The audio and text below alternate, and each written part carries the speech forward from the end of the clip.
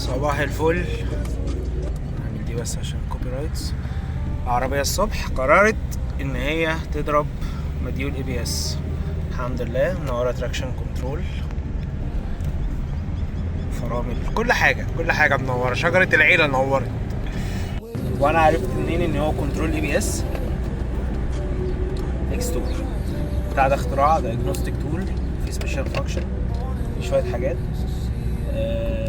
بس. فهو قال لي ان في اسمه ايه ده، موتور مديول ABS بايظ ككهرباء، مش كفيلير يعني، مش كميكانيزم كده. احنا عايزين نجيب مديول ABS ونركبه كده بقى. لو داخلين ملف مثلا والعربية مثلا طوحت بالجنب مثلا، دخلت بجنبها الملف، يبقى المشكلة في كنترول ABS، هو اللي منور لي كل حاجة. اسمه ايه ده، مش بمزاجي والله يعني.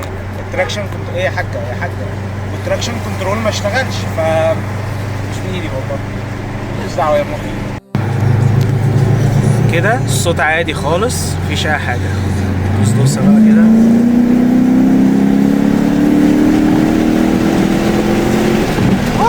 الفي اتفقها صوره الله.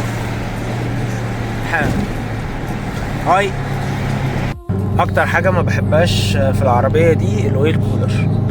يعني دوسه صغنونه زي اللي فاتت، درجه حراره الزيت 103، اللي هو ليه عادي يعني، هي بتوصل 115 عادي، 117 عادي بالنسبه للمواتير دي.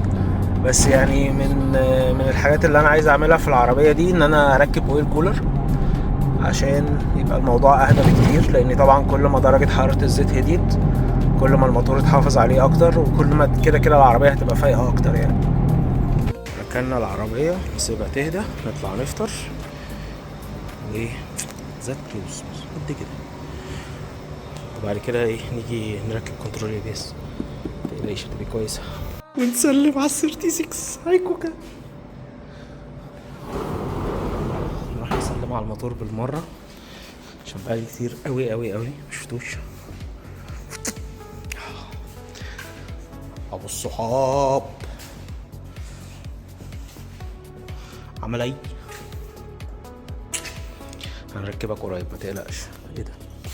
ده مكان الرشاشات، نسيت. ماشي، احنا عايزين نركب الفتيس، طقم الدبرياج، مفيش حاجة تانية تقريبا تركب. كل دولت هيركبوا قواعد الموتور، ده كده كل حاجة دي هتركب لما نيجي نسقط. طقم الدبرياج، مارش، فتيس، اويل كولر. ودي هنا اهو كولينز الادابتر. ايه ده؟ ده بتاع الخراطيم.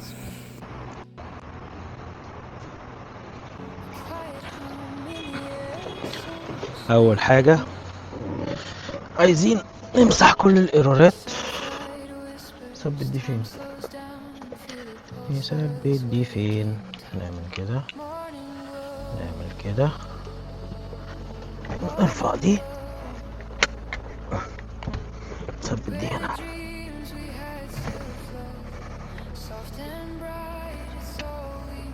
ممكن تثبتي؟ ثانك يو. حط فيشة القب دي.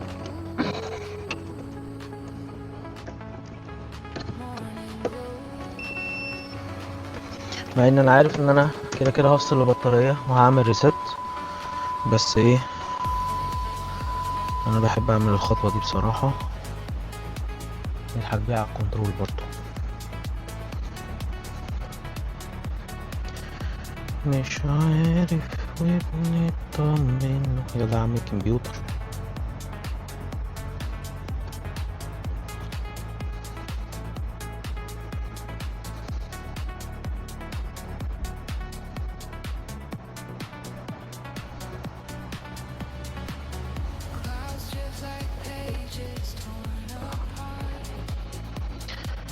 انا عشان النت، معلش انا اسف، ده موضوع النت وحش. ايوه تمام. خش وتسكان.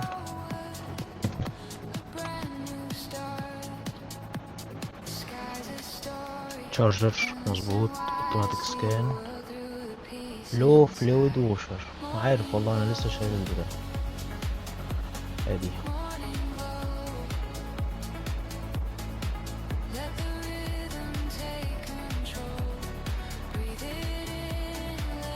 ده الكنبوس بتاع المضايق النور، وده تقريبا كان سخانات الكراسي. انا مش فايق كل ده. ماشي، ده النور، وده هيتد سيت صح، وده اهو انتي لوك بريك موديول انترنال. نعمل عدد واحد كلير داز، نبطل.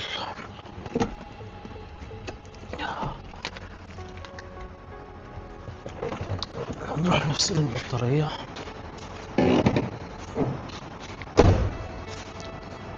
القطة لسه عايشة معانا اهي، تحب تقعد على العربية. ده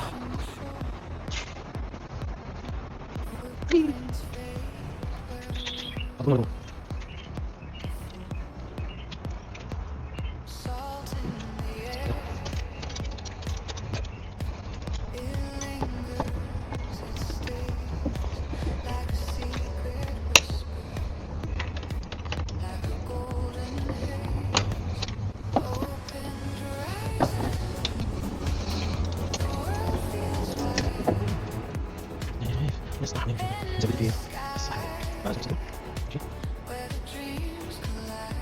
تمام كده. ده مديول الاي بي اس اللي احنا عايزين نفكه. اول حاجة عايزين نفك الفيشة.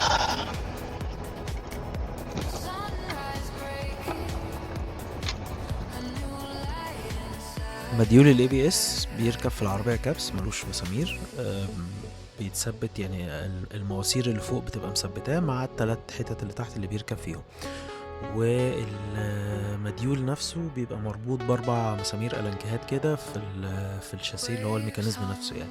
المهم انا فكيت المسمارين اللي فوق عشان دول باينين، جينا بقى للمسمارين اللي تحت. اللي على الشمال سخيف جدا، واللي على اليمين اسخف يعني. اللي على الشمال قعدت مثلا فيه بتاع نص ساعة عشان اعرف افكه، بس الحمد لله فكيته في الاخر. وجيت بقى لاخر مسمار اللي هو خلاص هنخلص ونركب المديول التاني وخلاص. الحمد لله المسمار طلع من دماغه بالتاكله.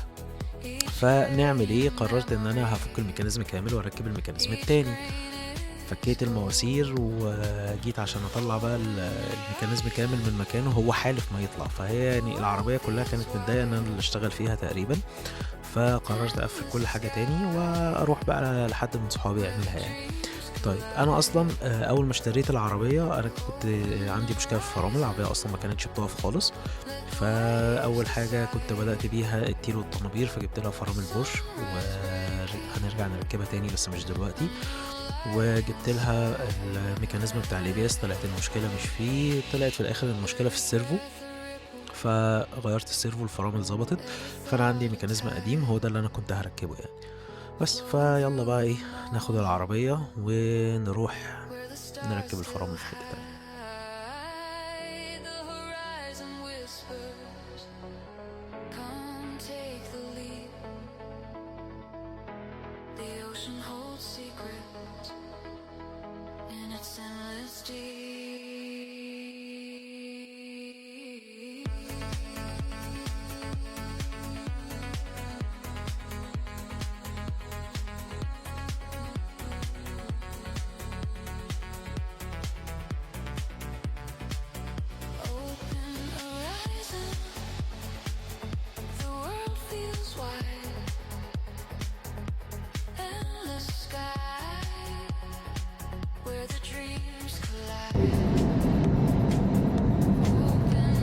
انا حاليا هغير بدون الفرامل بره، عشان في حاجات معينه لما بتعلق معايا خلاص، اللي هو لو كملت اكتر من كده الموضوع هيسوء.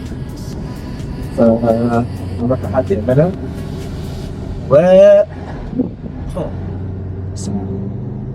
انا حاليا بقى ماشي على 40، مش هعرف ازود اكتر من كده عشان الفرامل هربانه، وعشان في زيت خرج من المواسير لما جيت فكت بس عشان احاول بس فاحنا هنفضل بقى ماشيين واحدة واحدة لغاية لما نوصل.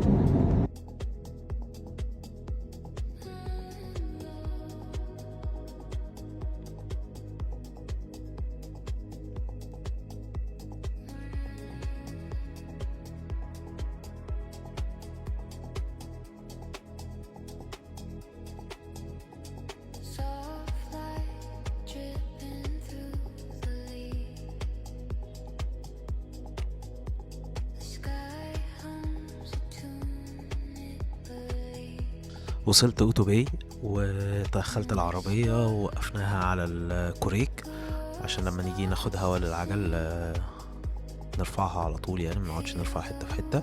المهم الأسطى محمود بدأ يشتغل، فك المواسير وبعدها هيفك الكنترول نفسه. سبحان الله، يعني الدنيا ماشية، هي لما بتقفل خلاص هي بتقفل بقى. والشهادة شهادة حق الأسطى محمود، اجمد واحد شغال في فتايس BMW، فلو حد عنده اي فتيس عايز يصلحه يروح له على طول. هو كده شغال ميكانيكا كلها يعني، بس الحق يتقال في الفتايس ما شاء الله، الله اكبر عليه يعني، بما ان هي حاجه مش موجوده كتير يعني. بس ركب بقى هو الميكانيزم التاني وهيقفل المواسير، وبعد كده هنروح ناخد هوا وخلاص على كده.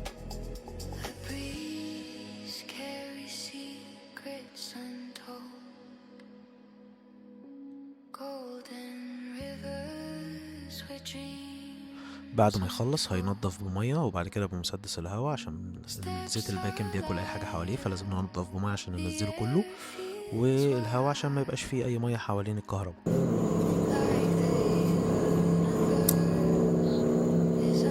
ناخد هوا. يلا بينا. محتاجين ندور او حاجه؟ ماشي.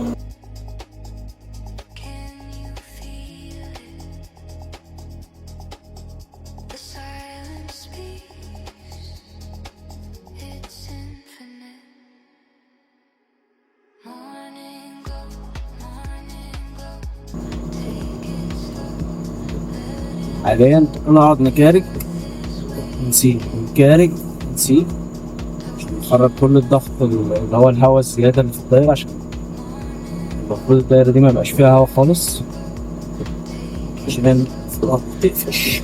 تمرين سماعة.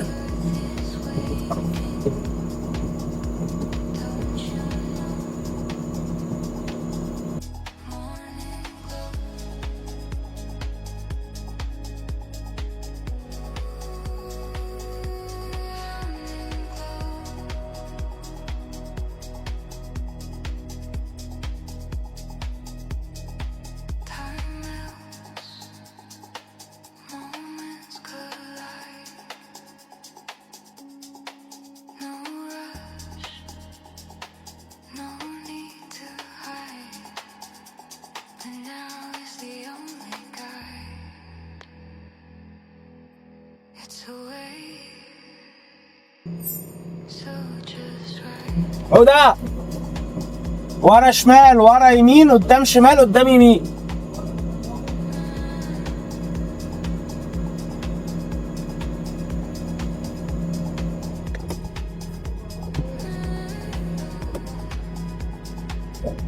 احنا بناخد هوا المفروض صح يعني، بعيدا عن الجهاز. قبل الجهاز بناخد هوا من ابعد نقطة من الماستر لغاية اقرب نقطة من الماستر. في الماستر قدام يمين، فاحنا هناخد هوا ماشي، هناخد هوا ورا شمال، هو ورانا، بعد كده ورا الناحية التانية، وبعد كده قدام شمال، بعد كده اخر نقطة اللي هي العجلة اللي تحت الماستر.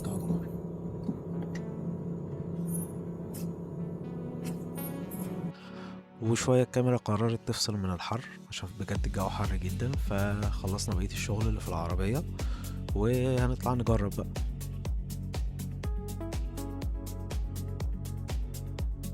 كده الحمد لله كل الانوار قفلت، بس مفيش اي حاجة باينة، فرامل شغالة، ندوس دوسة فرمل، مفيش حد ورانا، الطريق فاضي، نجرب على جنب بس كده.